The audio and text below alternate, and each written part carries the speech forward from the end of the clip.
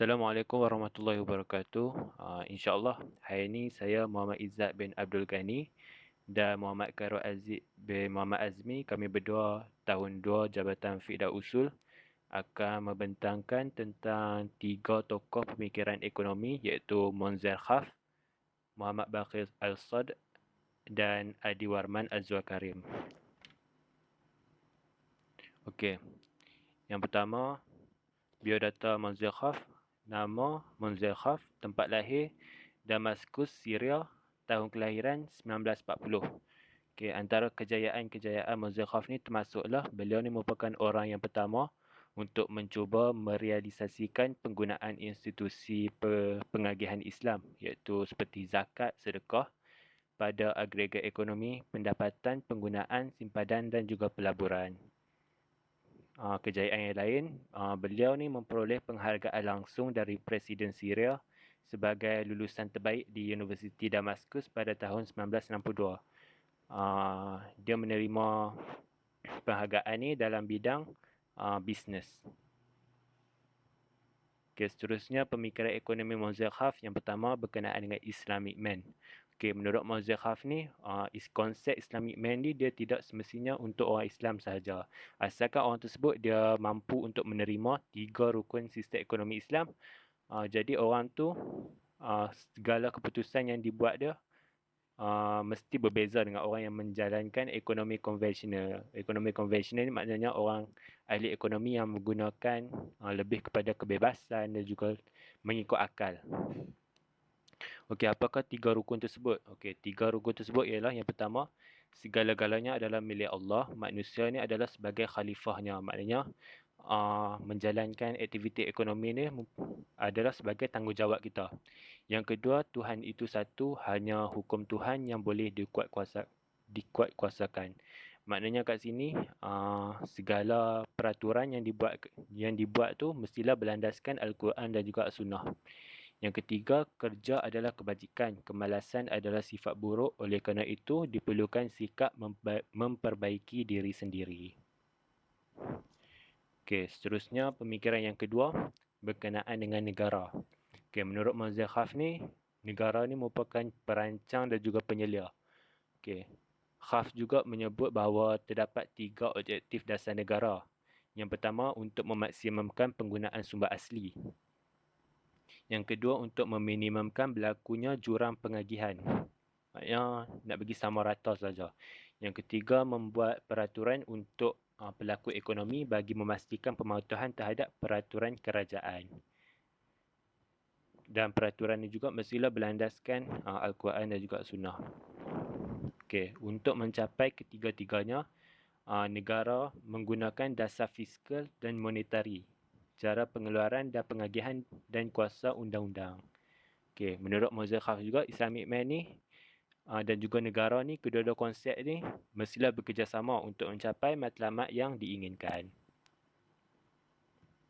Okay, seterusnya, konsep dan metodologi ekonomi Islam. Okay. Setiap agama tu berbeza pandangan terhadap kegiatan-kegiatan ekonomi. Okey, macam setengah agama ni, mereka menganggap ekonomi ni hanyalah sebagai keperluan hidup yang seharusnya dilakukan saja. Okey, sebagai contoh, seorang ni dia menjalankan aktiviti ekonomi ni semata-mata untuk menyara hidup dia, makan minum. Sedangkan Islam, dia menganggap aktiviti kegiatan ekonomi manusia ni sebagai salah satu aspek pelaksanaan tanggungjawab di muka bumi ini. Macam dalam Islam ni, setiap apa yang kita buat boleh dikatakan tanggungjawab yang perlu kita selesaikan. Dan niat kita tu mestilah kepada Allah.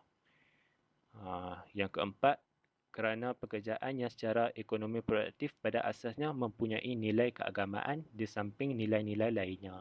Okey. Hubungan antara produktiviti ekonomi dan juga nilai keagamaannya akan diterangkan selepas ni. Khususnya teori penggunaan. Yang pertama, rasionalisme Islam. Rasionalisme Islam ni merupakan konsep yang bebaslah digunakan dalam ekonomi. Rasionalisme dalam Islam dinyatakan sebagai alternatif yang selaras dengan nilai-nilai dalam Islam. Unsur-unsur utama rasionalisme ini adalah seperti berikut. Yang pertama, konsep kejayaan. Yang kedua, skala masa tingkah laku pengguna. Yang ketiga, konsep harta. Okay, dalam karya yang lain, Mozekhov ni dia sebut bahawa perilaku ekonomi manusia ni didominasi oleh 3 prinsip. Yang pertama, kepercayaan terhadap hari akhirat. Okay, maknanya meliputi aspek akhirat lah. Yang kedua, konsep kejayaan. Konsep kejayaan ni maksudnya mendapat keredaan Allah lah. Yang ketiga, konsep kekayaan. Maknanya kita lakukan sesuatu tu untuk memenuhi keperluan kita. Dan juga harta yang kita peroleh tu mestilah kita guna kepada jalan yang benar. Seterusnya, ketakwaan dan pengeluaran. Okey. Menurut Mozekhov ni, tahap ketakwaan seorang itu dia ada hubung kait yang positif dengan tahap pengeluaran yang dilakukan. Okay, dalam satu karya beliau yang bertajuk The Islamic Economy, Analytical of the Functioning of the Islamic Economic System, dalam buku ni dia menyebut bahawa jika ketakwaan seorang itu meningkat, nilai produktivitinya juga meningkat. Begitu juga sebaliknya, jika ketakwaan seorang itu berada pada tahap yang merosot, maka nilai produktivitinya akan menurun. Macam, sebagai contoh, seorang tu dia sentiasa berjaga untuk sentiasa menegakkan solat. Makna dia tu telah dianggap alim. Secara psikologi dia mengalami ketenangan dan dalam menangani setiap masalah dalam kehidupannya. Maknanya dia bila ada ketenangan dalam diri tu, maknanya senanglah dia nak uruskan aktiviti ekonomi. Seterusnya, tanggapan salah ahli ekonomi berlatar belakang konvensional terhadap ketakwaan seorang. Okey. Ahli ekonomi konvensional ni selalu mereka menganggap orang yang berpegang terhadap ekonomi Islam ni, menggunakan ekonomi Islam ni, mereka menganggap mereka tu pemalas. Sebab mereka ni banyak menghabiskan waktu dengan beribadah kepada Allah. Dan mereka juga mempersoalkan kenapa perlu alim sedangkan ia hanya merugikan aktiviti ekonomi. Mozekhov juga mengatakan tanggapan-tanggapan macam ni perlu diluruskan dengan merujuk kepada Al-Quran dan juga Sunnah. Itu saja. Okey, kita sambung kepada tokoh yang kedua iaitu Muhammad Baqir Al-Sadr. Nama penuh beliau Muhammad Baqir Al-Sadr, tempat lahir di Qadimiyah iaitu di Baghdad. Tarikh lahir pada 25 Zulqa'dah 1353 Hijrah bersama dengan 1 Mac 1935 Masihi. Keturunan berasal daripada keluarga Syiah dan menjadi salah seorang pemikir yang terulung yang melambangkan kebangkitan intelektual di Najaf.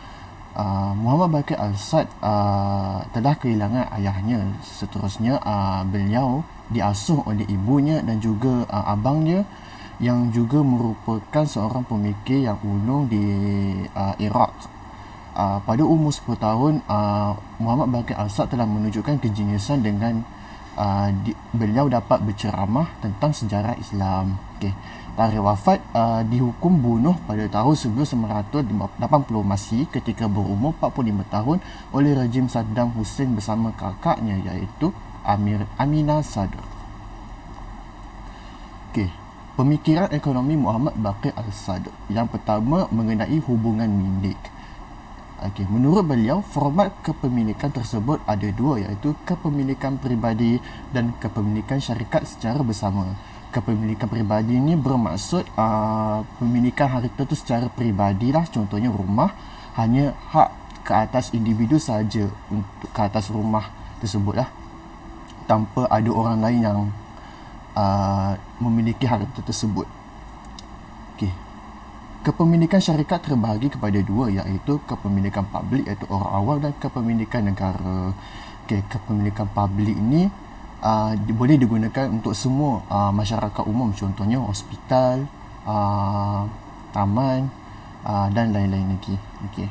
Kepemilikan negara ni hak milik negara lah dan boleh digunakan untuk kepentingan negara dan kepentingan umat Islam tersebut. Okay.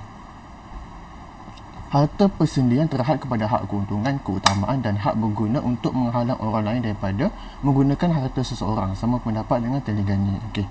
Harta persendirian yang sebelum ni terhad kepada hak untuk diri sendiri sahajalah dan orang tersebut ada hak untuk menghalang orang lain daripada mendapat hak harta tersebut. Contohnya macam rumah tadilah, dia ada hak untuk menghalang orang lain daripada memiliki harta, memiliki rumah tersebut. Macam tu. Okey.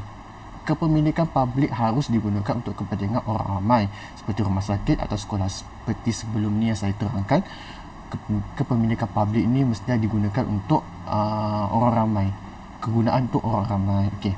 Milik negara tidak hanya untuk kepentingan semua, akan tetapi untuk kepentingan masyarakat tertentu jika negara telah memutuskan. Maksudnya jika negara telah memutuskan untuk harta negara ini untuk digunakan untuk kepentingan umum ataupun untuk kepentingan negara itu sendiri, maka dibolehkan. Okay. Dalam pembahagian sumber asli ke dalam harta negara, pemilikan peribadi boleh dicapai dengan bekerja atau kerja buruh.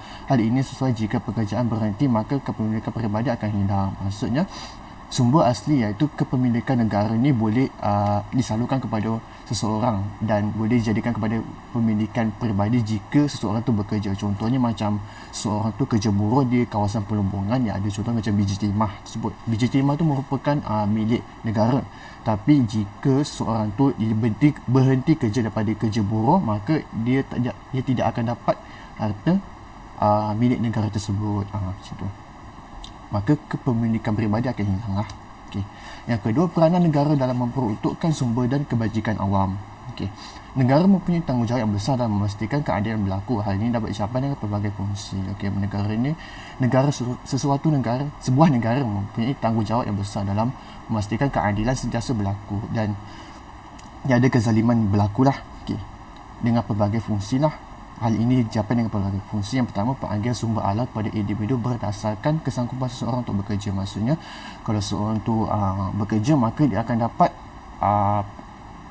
sumber alam tersebut lah. Macam itulah. Pelaksanaan yang tepat mengikut undang yang sah mengenai penggunaan sumber. Mestilah ikut undang-undang yang sah lah dengan syariat yang betul dalam pembahagian harta ataupun pembahagian sumber-sumber secara adil lah, macam itulah. Okay. Yang ketiga, menjamin keseimbangan sosial. Mestilah seimbang sosial tersebut. Okay. Ketiga-tiga fungsi negara di atas adalah fungsi yang penting kerana konflik yang timbul akibat perbezaan kapasiti semulajadi yang berbeza antara individu, internet dan fizikal. Okay. Maksudnya, kalau ketiga-tiga fungsi ini tak ada, maka akan terjadi konflik antara orang yang pandai dan orang yang bekerja. Contohnya macam seorang bos, iaitu seorang intelek menyuruh orang bawahan dia, iaitu orang fizikal untuk melakukan kerja. Kalau tiada fungsi tersebut, maka orang atasan dengan orang bawahan ni dia akan berlaku konflik. Macam tu. Okay. Negara lebih diharapkan dapat menjamin perwujudan taraf hidup yang seimbang untuk semua rakyat berbanding pengagihan pendapatan yang sama. Negara juga berperanan untuk mewujudkan taraf hidup semua umat Islam dalam negara tersebut secara seimbang, daripada sumber tersebut dibahagikan secara saksama. Maksudnya mestilah diutamakan untuk mewujudkan taraf hidup yang seimbang tersebutlah. Okay.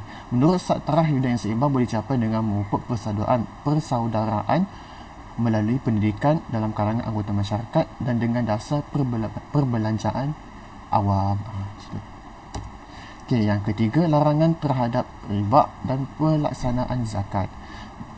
Beliau tidak banyak membincangkan mengenai riba, tetapi beliau memandang bahawa pelaksanaan zakat adalah tugas sebuah negara. Maksudnya zakat ni salah satu daripada tugas-tugas negara lah dalam memastikan zakat tersebut dijalankan. Okay, selain itu, beliau turut membincangkan khumus, cukai, faid dan amfai yang boleh dikumpul dan dibelanjakan untuk mengurangkan kemiskinan dan mewujudkan keseimbangan sosial. Dengan adanya khumus, cukai, faid dan amfai ini boleh mengurangkan keadaan kemiskinan sebuah negara tersebut dan mewujudkan keseimbangan sosial. Dalam mengatur aktiviti ekonomi, banyak contoh diberi oleh Ustaz, iaitu yang pertama, tanah kosong boleh diagihkan dan dimanfaatkan. Kalau ada tanah kosong, sebuah negara tu boleh diagihkan kepada orang yang mahu mengusahakannya dan keuntungannya boleh dapat kepada sebuah negara tersebut lah. Yang kedua, larangan Islam ialah menduduki tanah kosong dengan keganasan. Mestilah menduduki tanah kosong itu bukanlah dengan cara keganasan, mestilah secara perdamaian. Yang ketiga, prinsip tidak ada pekerjaan, tidak ada keuntungan. Sebelum ini saya pernah cakap kalau seorang tu tidak bekerja, maka dia tidak akan dapat keuntungan tersebut lah. Kalau bekerja, maka dia ada keuntungan. Yang keempat, larangan riba. Yang kelima, larangan tidak produktif seperti berjudi. Muamalat yang diharamkan dalam Islam seperti berjudi haruslah dielakkan lah, dan ia merupakan tidak produktif lah. Yang keenam, larangan melakukan aktiviti yang menjauhkan diri daripada Tuhan. Perkara-perkara yang melalaikan diri daripada mengingati Tuhan, mengingati Allah, maka itu juga dilarang. Dan yang ketujuh ialah larangan pembaziran. Islam mengelak daripada pembaziran. Okay. Dalam pemikiran ekonominya, saat memisahkan pengeluaran dan pengedaran sebagai pusat dalam ekonomi. Pengeluaran adalah proses yang dinamik, berubah dengan perkembangan sains dan teknologi. Itu proses yang dinamik lah. Dia berubah daripada sekecil-kecil perkara kepada dengan perkembangan sains dan teknologi. Okay. Pengagihan sebagai sebahagian daripada sistem sosial, iaitu jumlah hubungan antara sistem sosial yang terhasil daripada keperluan orang ramai dan bukan daripada gaya pengeluaran. Oleh itu, beliau percaya untuk mengekalkan sistem sosial tunggal, iaitu dengan menggunakan pelbagai cara atau bentuk pengeluaran. Okay. Keempat, pandangan tentang kapitalisme demokrasi. Menurut Bakir, sistem kapitalis demokrasi bertanggungjawab terhadap segala bentuk ketidakadilan dalam kehidupan ekonomi masyarakat masa kini. Maksudnya, kesan daripada kapitalisme demokrasi ni, negara yang mengamalkan kapitalisme demokrasi ni haruslah bertanggungjawab terhadap segala bentuk ketidakadilan. Sebab kenapa kapitalis ni merujuk kepada orang yang kaya tu akan terus kaya dan orang miskin tu akan terus miskin. Maka orang yang kaya tu sepatutnya menolong orang yang miskin, bukannya meninggalkan orang miskin dan membiarkan orang miskin tu bertambah miskin. Dan kesan daripada kapitalisme demokrasi ni menyebabkan jurang antara orang kaya dan orang miskin ni sangat besar. Kesan daripadanya. Menurut sistem ini, satu-satunya tujuan kerajaan adalah untuk melindungi kepentingan peribadi dan keuntungan individu tertentu. Okay, sistem ni hanya untuk kepentingan diri sendiri sahajalah sebenarnya. Sebab dia hanya untuk melindungi harta peribadi sahaja. Orang kaya terus kaya dan dia tidak orang lain tidak mempunyai hak tak ada ke atas harta orang kaya. Sedangkan dalam Islam mestilah ada zakat. Dengan ada zakat itu tersebut, maka orang kaya tersebut akan dapat membahagikan kekayaannya kepada orang miskin. Macam tu. Patutnya tak bolehlah ada kapitalisme dalam sebuah negara tersebut lah. Sistem ini secara umumnya menjunjung nilai-nilai kebebasan yang boleh dibahagikan kepada empat, iaitu sistem kebebasan politik, ekonomi, pemikiran dan kebebasan peribadi. Kapitalisme adalah sistem ultra-materialisme yang hanya mementingkan perkara material dan menjauhkan manusia daripada agama. Dengan adanya sistem kapitalisme ini menyebabkan manusia ni hanya mengejar kepada duniawi sahaja, mengejar kepada kekayaan sahaja dan meninggalkan ukhrawinya, iaitu ibadah-ibadahnya, dari segi rohaninya tidak ada. Maka ia menyebabkan seseorang itu menjauhkan diri daripada Tuhan, daripada Allah. Okay. Banyak akibat daripada sistem kapitalisme ini, antaranya orang miskin akan diabaikan manakala orang yang kaya terus menjadi kaya. Sepatutnya benda ini tidak akan berlaku lah kalau sistem kapitalisme ini ada. Tiada seri. Yang kelima, kritikan terhadap kapitalisme sosialis. Okay, sosialisme muncul sebagai perjuangan menentang kapitalisme yang meletakkan terlalu banyak penekanan terhadap kepada individu. Sosialisme ni bermaksud pembahagian harta atau pembahagian kekayaan yang sama rata. Kalau orang tu kaya, maka harta tersebut dibahagikan sama rata kepada semua lapisan masyarakat. Kesannya, konsep komunisme wujud dalam pemikiran kehidupan masyarakat. Dengan adanya sistem sosialisme ni menyebabkan pemikiran komunisme ni wujud dalam pemikiran masyarakat tersebutlah. Sistem dasar ekonomi komunisme berdasarkan 3 prinsip, iaitu komunisme mahu menghapuskan semua kepentingan peribadi. Maksudnya, komunisme ni hanya untuk memusnahkan kepentingan peribadi semata-mata lah. Sedangkan dalam Islam, hak pemilikan peribadi terhadap hal tersebut mestilah ada kepemilikan peribadi kan. Contohnya macam rumah tadi tu, dia ada hak untuk menghalang orang lain daripada memiliki harta tersebut. Kalau harta rumah tersebut dibagikan sama rata, dia Maksudnya dia tak ada kebebasan terhadap individu tersebut untuk mempunyai harta sendiri. Okay, yang kedua, semua produk pengeluaran diberikan mengikut keperluan individu, iaitu mengikut peraturan masing-masing mengikut kemampuannya. Produk tu dibagikan ikut keperluan individu sahaja. Okay. Mengelakkan kemunculan masalah dan kesukaran yang khas untuk kemerdekaan tanpa had daripada sistem kapitalisme.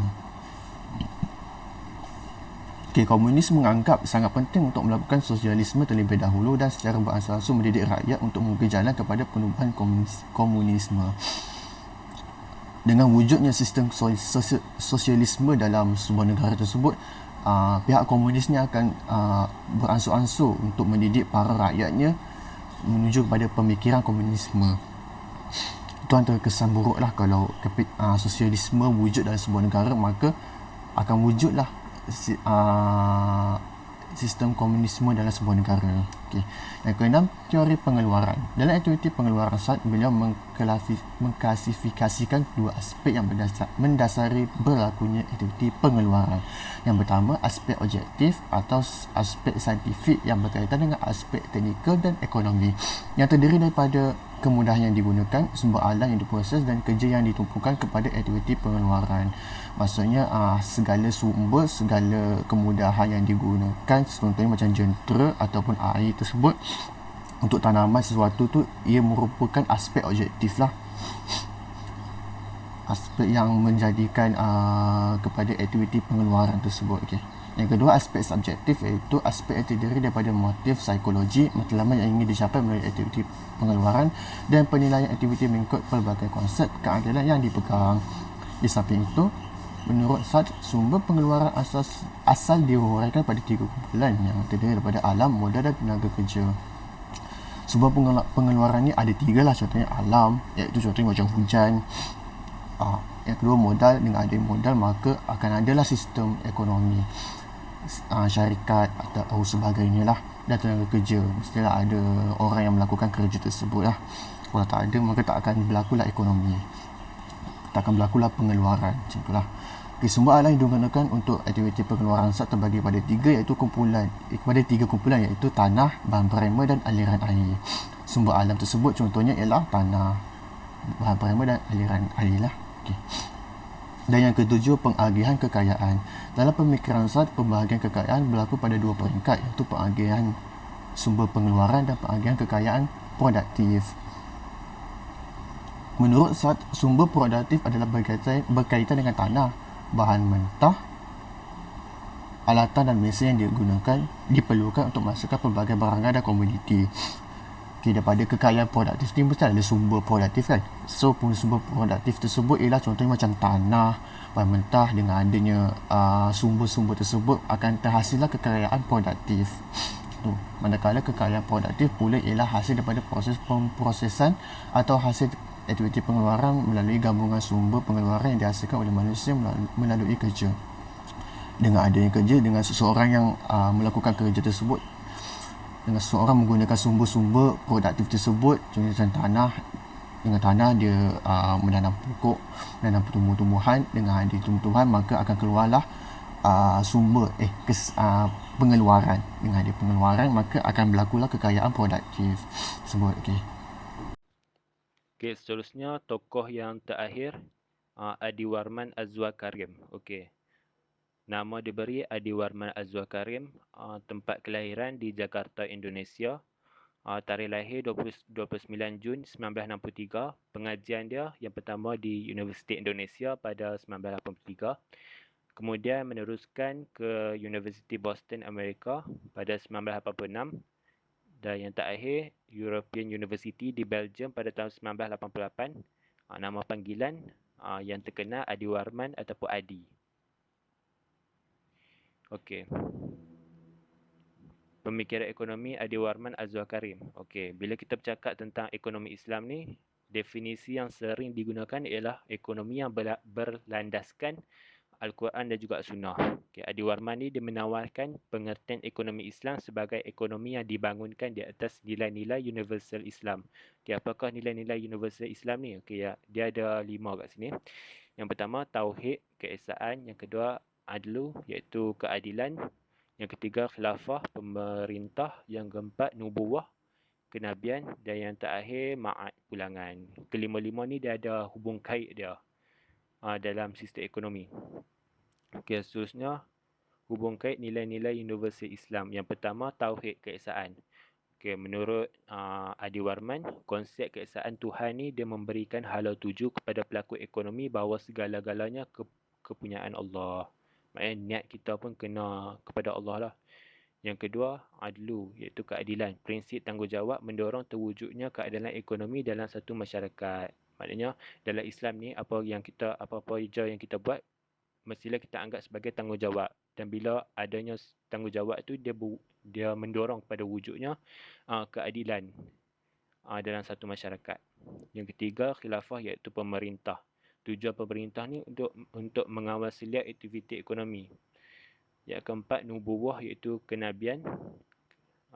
Maksud kat sini merujuk kepada struktur sosial ekonomi pada zaman Rasulullah. Maknanya disarankanlah Adi Warman dia disarankan untuk rujuk pada zaman Rasulullah, terutamanya semasa era Madinah.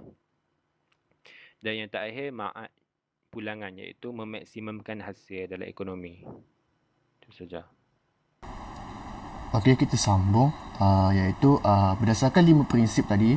5 prinsip di atas perlu ditimbulkan lagi ke dalam dalil ekonomi Islam yang merangkumi pemilikan berganda iaitu multiple ownership, kebebasan bertindak iaitu freedom to act, dan keadilan sosial iaitu social justice.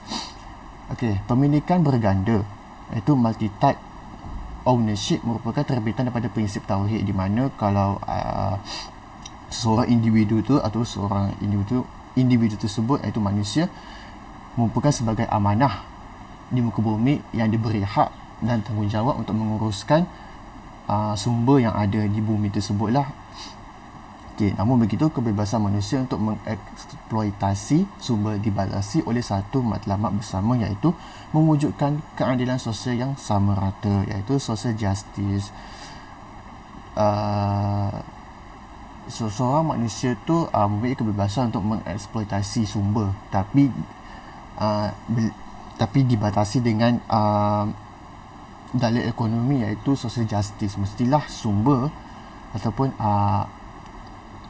hasil kekayaannya dibahagikan sama rata kepada orang lain. Maksudnya zakat lah contohnya. Dan kebajikan iaitu return dan ma'ad iaitu contohnya sedekah. Dengan dia ada kekayaan, dia kena zakat, dan jika ada kerelaan maka dia bersedekah. Okay.